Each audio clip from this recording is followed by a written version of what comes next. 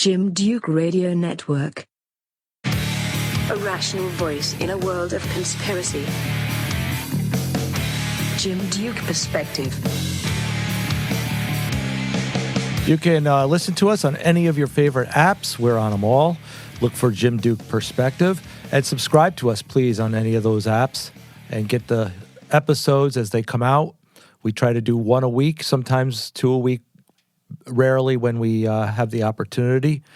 And all I ask from you is that you tolerate some of the commercials that we allow the network to play. But we do have a donate button on our website, jimdukeperspective.com, on the front page, on the right side of the website, on the right sidebar. There's a PayPal link, or you can go to my Patreon page, Jim Duke Perspective, and check us out from there, and you get some bonus stuff there. I want to give a shout out to those that donated. I thank you very much for helping to keep this going. Despite people thinking that I'm rich, I've heard people say they don't like the show because they say I'm just trying to get rich. I don't know where you're coming from, but I am not rich.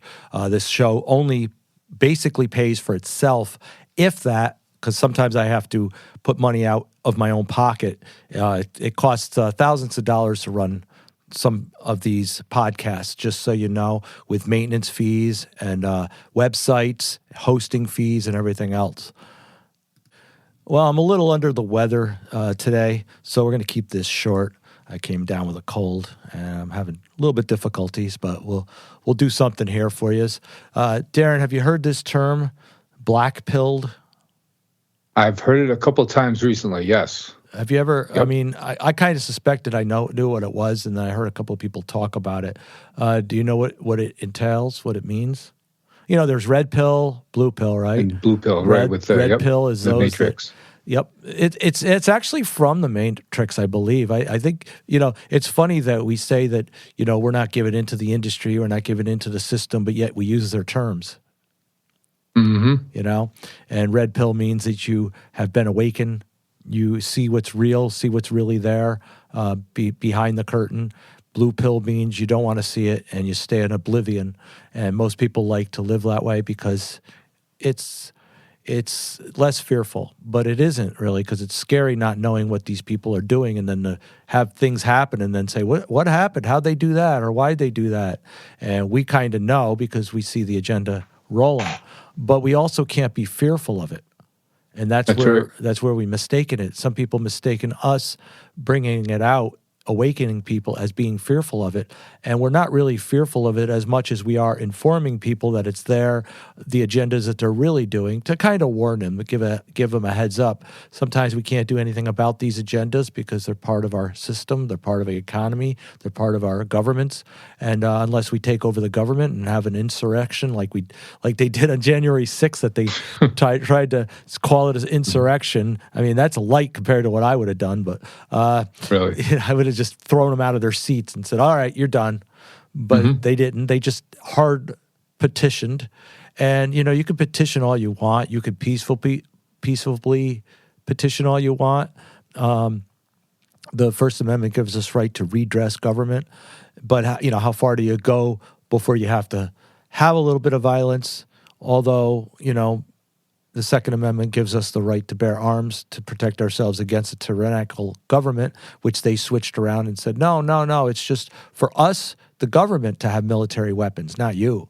And they kind of twist and spin the Constitution. But more than that, they try to keep us on edge, keep us in fear, because if they can keep us guessing and keep us pinned in the corners, even in our conspiracy theories, they can control us. And we want to alert you of what their potential is or what we suspect they may be up to, but we don't want to run you into fear where we're saying sky is falling and then we're looking around every corner, upturning every rock and saying, oh, the boogeyman's there. But this black-pilled term, have you looked into it? Do you have an idea what it might be? I didn't look into it, no. Okay. What it means is, it's kind of like when you have a black heart, when you're just like cold. Joan Jett and the Black Hearts? Yeah, but more than that, it's like when you're cold to things, so cold that you're dark about you're violent, you're your heart's black, like the devil's got a black heart or so. What it is, it's like you've rotted so bad that everything that you're speaking for is now an upturned turmoil. It's a violence that you're acting out in. Accusations, pointing fingers, accusing, even accusing those that your own. Eventually, once, you can love the person, and then they say something and you go, oh, I knew it. They're gone. And then you start running a campaign against them. I've had this happen to me, Darren. I've had people that lifted me up, put me on Facebook, put me on a pedestal, which, by the way, I loathe. I don't want to be put on a pedestal. I just want to be heard. I just want this podcast to be shared and for people to understand the agendas and have an explanation. But this guy put me on a pedestal, lifted me up, told everybody about me, said, oh, you got to listen to this guy, And I did one error. I said something positive about Trump. And you should have heard him. I knew it. You were a secret trumpeter. You're a spokesperson for Trump. Oh my gosh, I found you out. I knew it all along. I knew it. I said, calm down. First of all, you went a whole year or so boasting about me, telling everybody about me. Yeah, but I just found you out. So just the one term I said, he threw me over the cliff and then started running a campaign telling everybody how evil I was and how I was a shill. Wow. I was paid by the Trump administration or the establishment, getting a paycheck to run the agenda and controlled opposition. Yep, the guy sounds like he's a loony. Maybe have a mental issue or something. Yeah, exactly. Spiritual. Because people don't go that. But these are what we're getting in the truther agenda. We're getting cynicism. We're getting this black-hearted, accusational, pointing fingers, stabbing at everybody, accusing everybody, and then you get them out there saying everybody's a clone, everybody's a reptilian, everybody's an alien, everybody's, transgender, and then they start to divide and bring you away from the real matters at hand. But my point is that, when is the intensity too violent? Because these guys run an actual. I mean, yeah, it's all virtual, Darren. It's all online. But you know how much damage you could do to somebody online? You can, like I can't use my name for anything of products or prosperity in my own life. Like if I was going to sell something, because my name comes up as a conspiracy nut. Wow. I'm a kook. Mm-hmm. So my name's been tainted. Thank God your name isn't out there like mine. But right. Can I use your name? I might have not for this stuff. I mean, for doing anything legit, because I may need a different business name because my name's been saturated. But what happens is you run these articles and you run these podcasts and your name's saturated out there. Then on top of that, you got the kooks accusing you, and they go too far. They tar and feather you to the point that you're not only any good in the mass world where you're trying to reach people and drag them out, which is my mission, guys. In case you're wondering, my mission isn't to tar and feather everybody. My mission isn't to call out everybody that's an agendist. My mission isn't to point fingers and use this platform to slander everybody.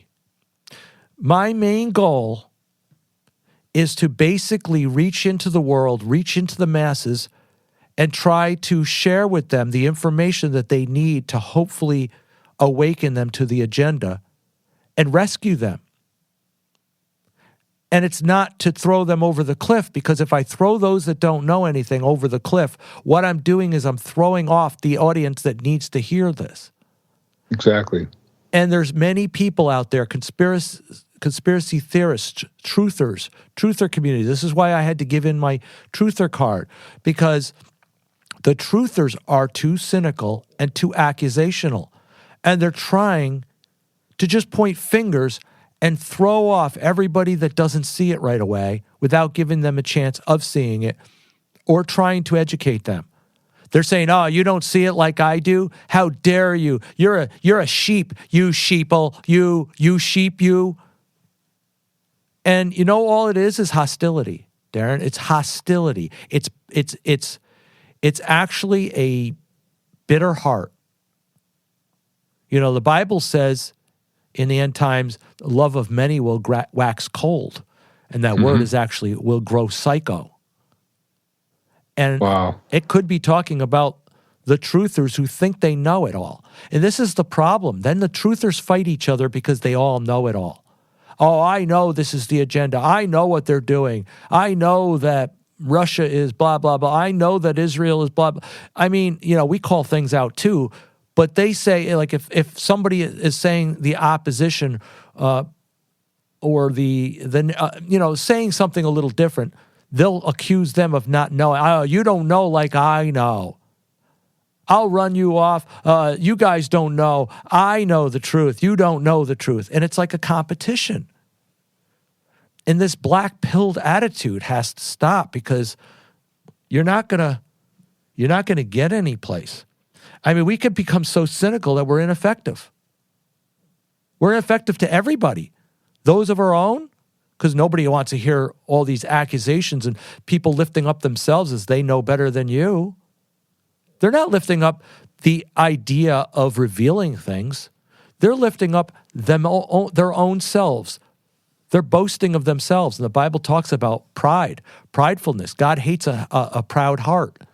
And it says 6 things the Lord hates, 7 are an abomination, a proud look. That's the first one. Yep. And then a lying tongue, hands that shed innocent blood. Also, God resists the proud and gives grace to the humble. Yep. Also, with pride comes... pride cometh destruction, and the Holy Spirit before a fall. Right, exactly. Yeah. So they're destroying themselves, but they're destroying our movement because the more they close us down, the more they cause the censors to rise up, the more they basically just, they sever our own platform. So my thing is, either they're controlled to rage, to be violent, so the narrative have an excuse for censoring us because these guys are just outrageous. You know, let's censor these guys. These guys are nuts because some of them are. A lot of them are. So let's censor these guys. We have an excuse to censor it, right? Or B, these guys are actually working for the opposition and they're trying to saturate our platform and destroy us by violence. That makes more sense. So those of you that want to be violent out there, that want to castrate people, that want to take my show, come after me. I'm calling you out as a controlled opposition. Either way, you're either one of them posing as a truther, or you're a controlled opposition. You're actually a controlled agent of them because they got you into violence. They got you over the board, black-pilled. How far do we go between warning and fearing? You know, there's a point where something we hear and we report, we want to urgently tell people, right? But how Absolutely. But how far is it before we get into fear mongering? We have to be careful of that too. I had a couple shows I used to listen on to early on, and I even had somebody on this show from those early shows. I had a couple people, attention of them, until they went totally black-pilled. I mean, not black-pilled, but I'm sorry. They weren't totally black-pilled. They were fear-mongering. They were, everything they said was like, the sky is falling. The sky is falling. The economy's collapsing tomorrow. Tomorrow, the economy's I got inside news, the economy's collapsing tomorrow. And of course, 10 years ago, it didn't happen. 15 years ago, it didn't happen, like they said. But I was gripping to it, because, geez, they had insiders on, Darren. They had statistics that you would not believe. They had authors that wrote books that studied the markets and said, we're heading for a collapse in the fall of next year. And then fall came and they said, oh, yeah, it got prolonged to the spring. And I followed them right into prolonged to the next summer, Darren. Mm-hmm. And then the next year, it was the same thing, the next spring, the next summer. It's the end of the year every year. It's every been like year. that for decades, Because it's probable to happen at the end of a year. But October's a bad month anyway for stocks, right? So you can. Well, it's February's a high, then it drops down in March, and from March on up till around May. But towards the end of the year, we get the rally. So we can we could somewhat predict that there's going to be a fall sometime during these times, or at least a little bit of a pullbacks. Yeah, exactly. Yeah. But they're calling it for fear, and they're saying the EMP is going to come and close down everything, and there's going to be a banking holiday, and everything's going to shut down. And it may, but think about it. I've brought this up before. If they shut down the grid, they shut down the system. They're going to shut down the system, shut down the grid, and then you can't pay your bills. You won't have money. Okay, close down the grid. You can't get my money anyway. They would lose more than we would. Yeah, exactly. You closed off your own source on how you get the money. You could take our money digitally, but you could create it anyway. Why would you take mine? But even if you did, you can't demand that I pay your bills because you can't make me pay them because the grid's closed. There's no way to pay them. We pay them digitally now. So, you got to be careful when you fearmonger. We don't want to make people fearful. Why? Why do they make people fearful, you think, Darren? Control on their side. Control to watch their ever-viewing, to watch their many numerous videos that they have, their news source videos. Because that news, believe it or not, news that is happy and, good news doesn't sell. I'm sorry to say. It doesn't sell. Mm-hmm. You know what sells? It's like good movies. Yeah, exactly. Good. Right. Fear sells. Bad movies sell. Violence sells. So the more they can get you trapped into hanging onto your edge of your seat and gripping onto the next fear to hear what they're doing next. I mean, there's a woman out there who we had on the show, and she's out there. Her titles aren't like the behind the scenes of the economy or what are the economics are saying for this year. Her headlines are, "You can't believe what they're going to do with the economy tomorrow. You can't believe what they're planning to do to you." And it's all like based on, there's no substance. It's all fear. And then you want to hear, what are they going to do to me? And then she goes on forever about talking about how, after she sells her coffee cups and stuff, she goes on and tells how they're gonna crash your economy coming up in the next month because she's got insiders that she's reporting inside information, which we do too. But it's a manner of how you're presenting it. You don't want to bring fear, and you don't want to bring violence. You want to bring rationale, and that's what we're trying to do here. I've had people that turned off from this show because they don't like how rational I am. And I've had people that thanked me.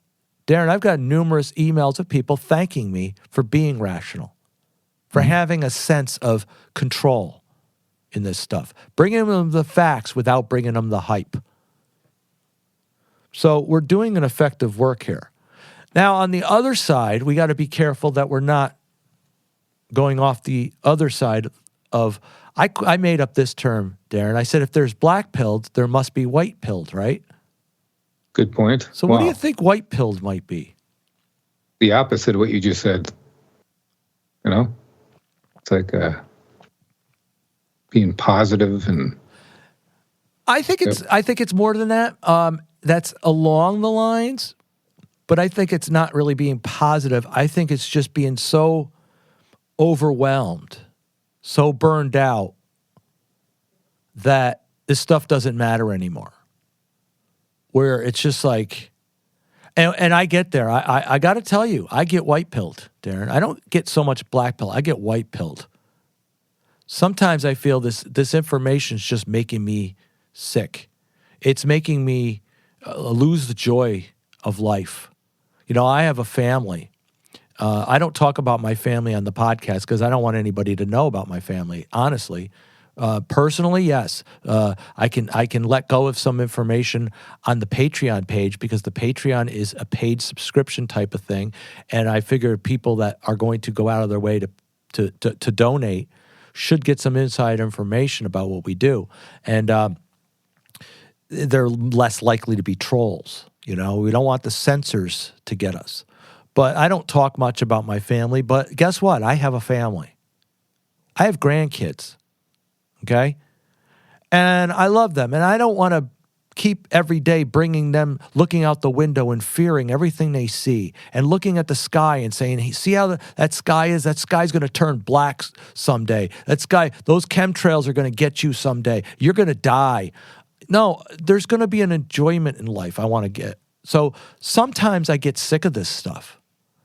And if you don't be careful, you can end up, I don't say you take the blue pill, but you start getting apathetic and you start getting like, I just don't want to talk about these guys anymore. I don't want to reveal anything anymore. The one thing though, I have to say that if you don't go that far, you still may get burnout and you may get overwhelmed. Because I saw information, Darren, today that really kind of struck me. I can't recite what it is yet because I didn't really fathom it all. But it was talking about the Russia thing and how Russia's being played into this whole thing. Not that they're a victim, but that they're playing into this thing. They are the ones that caused our censorship. And they're the ones that caused Trump to lose the election. And, supposedly they're the ones that he won the election for. So the narrative can go back and forth according to who you listen to or what the news is. We have to be careful because the information out there is so vast that it goes back and forth. You can't say for sure which one's right sometimes because there's people that will say this is the bottom line narrative, and then there's others that say this is the actual narrative. Even amongst the truthers. And we start battling narratives even amongst ourselves. And I don't mind that you bring ideas forth.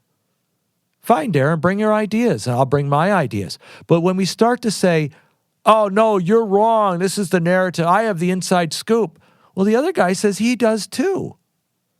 So now you're battling over who has the better source. And sometimes you find that the sources root back to the same thing, and they just kind of contrasted itself, or they're picking up different stories from different places, and they're all over the place. So, that's right. So sometimes this causes white pillness, where, geez, I just get so tired of battling which source is the real source, which one is authentic, which one has the credibility. So sometimes I just kind of bring forth what I found, bring you a perspective of it, and next time I might have a different source. I might bring you a perspective coming from their source. Because I can't tell you, I'm not going to endorse a specific source. I fell into that once before. You follow a source, you endorse it, you speak from them, and you find out that they're a shill or they're a controlled opposition just as well. Like I said, I could get information from anybody and just cite the perspective of it, of the information I know or I've come up with or I've researched without endorsing the source, okay? Because there's times I bring up a CBS article. You've heard me, right? NBC. This is from NBC itself. And I quoted what they said, and they said, yeah, I agree with that. Because sometimes they have a nugget of truth. I'll tell you when I agree with it, but I'll also tell you that I don't put my trust in those sources any more than I do some of the alternative media. Mm-hmm. So we have to, because anybody can make, this is, I had so many people, I have so many people showing me videos going, oh, you got to see this video. I go, okay, so what? I make my own videos or I make my own podcasts. And they're like, yeah, but this guy sounds great. This guy sounds authentic. Okay, don't I sound authentic? Sometimes I do, sometimes maybe not. But anybody could do a YouTube. Darren, you could do a YouTube channel. I'm not saying yours is going to be fraudulent. I'm saying that you could. Anybody, any listener on the right now could make their own YouTube video, and they may not even be a researcher and could come out and say anything they want.